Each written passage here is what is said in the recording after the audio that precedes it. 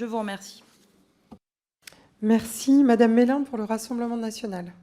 Merci Madame la Présidente. Madame la rapporteure, merci pour l'ouverture des travaux auxquels j'ai pu participer en audition et qui ont révélé la complexité des rouages de distribution du médicament sur notre sol, rouages que j'appellerais quand même du dernier kilomètre, parce que ce sont de très nombreuses causes de pénurie qui s'accumulent en amont.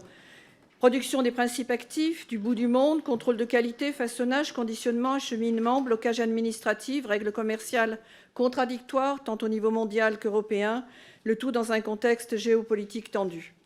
Arrivé sur notre sol, tout reste à faire. L'opacité et les règles de concurrence dans un domaine de délégation de services publics, la pénurie de prescripteurs, le désarroi des officines et des hôpitaux dans un nouveau dédale administratif, tout est stupéfiant et source de nouvelles pénuries.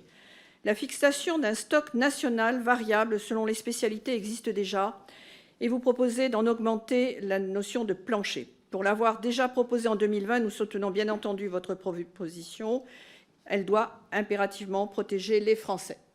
Pour autant, la gestion à flux tendu de produits déjà en pénurie en amont ou de produits sans alternative doit pouvoir être modulée par les pouvoirs dérogatifs de l'ANSM ou en appliquant l'article 1 avec un délai nécessaire d'application de constitution des stocks. Stocks qui, selon nous le savons aussi, ont un coût, l'obligation de lieux spécifiques de stockage et sont dépendants de lignes de production dont il apparaît qu'elles sont déjà saturées en France comme en Europe. Ils doivent aussi être l'objet d'un maximum de transparence de tous les acteurs, de toutes les données, qui, selon nous, doivent faire l'objet d'une centralisation par un acteur unique sur une plateforme unique, capable d'aider à la répartition géographique nationale, voire même internationale, en cas de maladie transmissible.